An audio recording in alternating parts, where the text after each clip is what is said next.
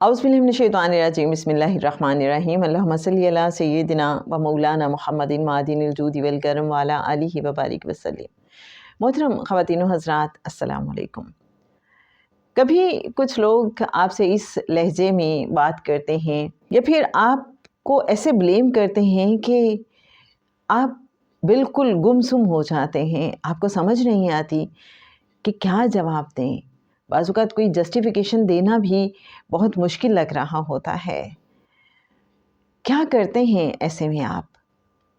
کوئی ایسی دل آزاری آپ کی کر جاتا ہے کہ آپ کا اندر دکھ سے، درد سے بھر جاتا ہے، لہجہ بھی سخت اور بات بھی سخت۔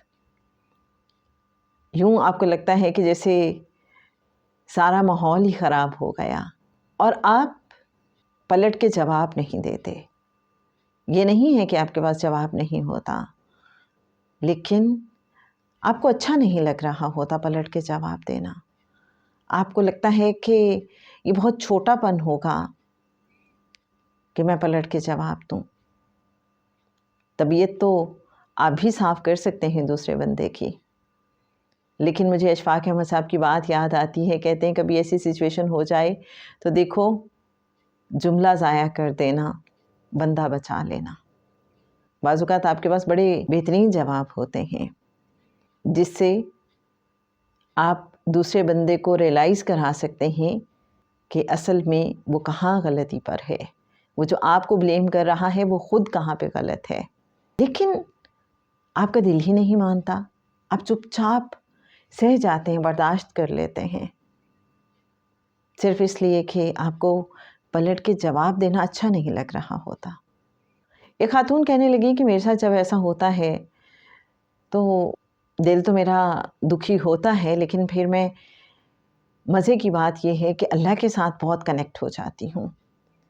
دل کا وہ جو گداز ہے وہ اللہ سے جوڑ دیتا ہے، اللہ سے باتیں کرنے لگتی ہوں، اور کہتی ہیں پھر حضرت ایوب علیہ السلام کی دعا میرے اندر چلنے لگتی ہے مسلسل کہ اے اللہ، مجھے آزار پہنچا ہے، مجھے تکلیف پہنچی ہے، اور تو سب رحم کرنے والوں سے بڑھ کر رحم کرنے والا ہے۔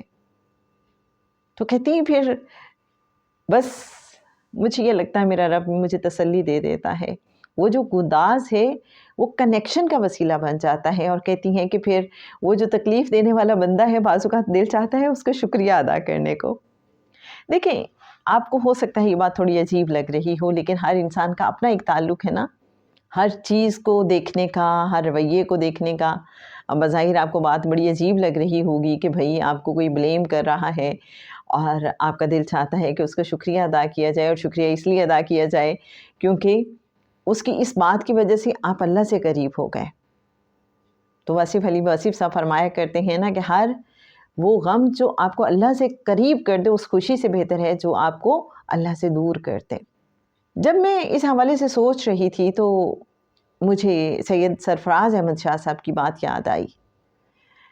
ایک بار ان سے کسی نے پوچھا کہ آپ کو کیا لگتا ہے کہ یہ جو اللہ نے آپ کو اپنا قرب عطا کیا ہے، یہ جو مقام عطا کیا ہے، کیا وجہ ہو سکتی ہے اس کی؟ تو انہوں نے بہت عاجزی کا مظاہرہ کرتے ہوئے جو ایک بات بتائی، بہت ہچکچاتے ہوئے، کہ مجھے تو اپنے اندر کوئی ایسی خوبی نظر نہیں آتی کہ جو میں کہوں یہ تو خالصتاً اللہ کی عطا ہے، اللہ کا فضل ہے۔ لیکن وہ کہتے ہیں کہ میں نے بچپن سے لے کر اب تک کبھی کسی کو پلٹ کر جواب نہیں دیا۔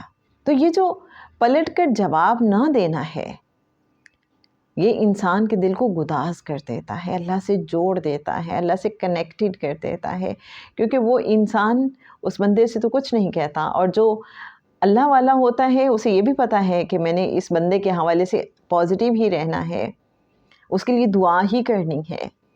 تو وہ کیا کہتا ہے، وہ کیا کرتا ہے، وہ بس اللہ سے باتیں کرنا شروع کر دیتا ہے۔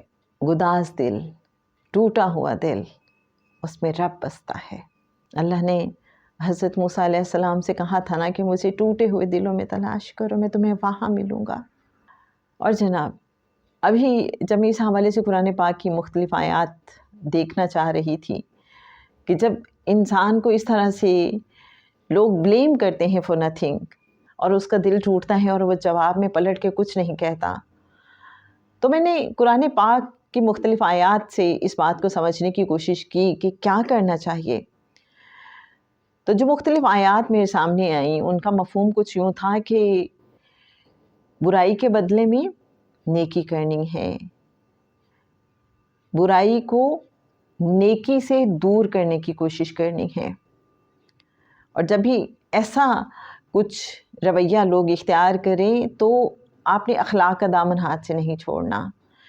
پھر یہ بھی ایک آیت کا مفہوم سامنے آیا کہ جب کچھ لوگ لغو باتیں کرتے ہیں تو جو اللہ والے ہوتے ہیں وہ اکرام کے ساتھ ان کے پاس سے گزر جاتے ہیں کہ آپ نے اکرام کا مظاہرہ کرنا ہے۔ پھر سورہ المزمل کی آیت 10 سے یوں سمجھ آئی کہ لوگ جو بھی باتیں کر رہے ہوں آپ کو انہیں کرنے دیجئے، آپ نے کیا کرنا ہے؟ صبر کرنا ہے، جو بھی وہ کہیں صبر کریں، اور صبر کرنے والوں سے پھر اللہ محبت رکھتا ہے۔ ان اللہ مع الصابرین تو ہم سنتے ہی رہتے ہیں، لیکن جناب قرآن پاک ہی ہمیں بتاتا ہے کہ اللہ صبر کرنے والوں سے محبت بھی رکھتا ہے۔ تو اتنے زیادہ فائدے ہیں۔ اگر آپ کا دل کسی نے توڑا ہے، اگر کسی نے آپ پہ بلا وجہ کوئی تہمت لگائی ہے، اگر کسی نے بلا وجہ آپ کو بلیم کیا ہے، تو پریشان مت ہوئیے، گھبرائیے نہیں۔ دیکھیے کتنے فائدے ہیں اس کے، بس پی جائیے، اکرام سے گزر جائیے اس بات سے، اور اللہ سے بات کیجیے، سب کچھ بہترین ہو جائے گا۔ اور یقین کیجیے، ایک خاتون کہنے لگی میری زندگی کا ایکسپیرینس ہے کہ جو لوگ آپ کو کبھی بلیم کر رہے ہوتے ہیں، اللہ انہی سے پھر آپ کی تعریف کرواتا ہے۔ وہی لوگ کہتے ہیں نہیں ہم غلط تھے، آپ صحیح ہیں۔ توقع نہ رکھیں ہم اس چیز کی، لیکن اللہ سے گمان اچھے رکھیں، اور ویسے بھی ان چیزوں سے بے نیاز ہو جائیں۔ جتنا زیادہ بے نیاز ہو جائیں گے اسی قدر زیادہ ہم بہتر زندگی گزار سکیں گے، کوالٹی لائف۔ اور ہم کیوں اپنے اندر کو بے سکون کریں کسی بھی بات کو اوور تھنکنگ کر کے؟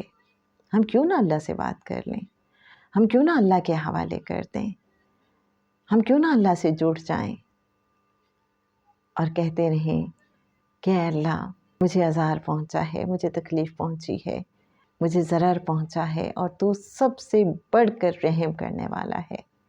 تو بس جناب پھر ستّ خیرہ، پھر گھبرانے کی کیا بات ہے۔ پھر اللہ آپ کو اپنی محبت کے بارے میں بتائے گا، اور اللہ آپ کو اپنے ساتھ کے بارے میں بتائے گا کہ میں ساتھ ہوں۔ چپ چاپ پی جائیے۔